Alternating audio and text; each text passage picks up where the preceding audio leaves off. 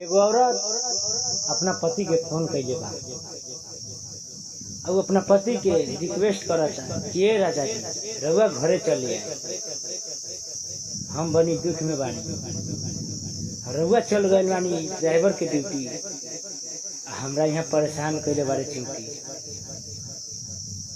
बहुत परेशान करता है। ए राजा जी घरे चलिए रउआ।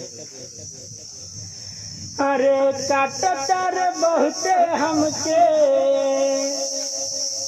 अरे काटता रे बहुते हमके, दिल जाला टूटी। ए ड्राइवर राजा, ए ड्राइवर सैया, लहंगा में घूस गइल चौटी। ए ड्राइवर राजा, लहंगा में घूस गइल चौटी।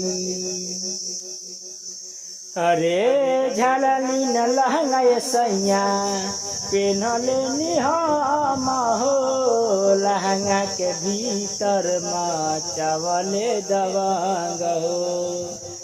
अरे झलनी न लहंगा ये सैया, पेनले निहम हो, लहंगा के भीतर मचवले दबंग हो।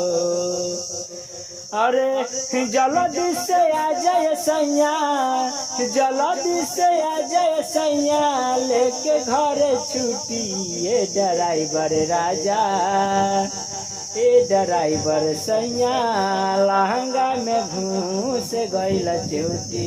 ए ड्राइवर राजा, लहंगा में घूस गइल चौटी।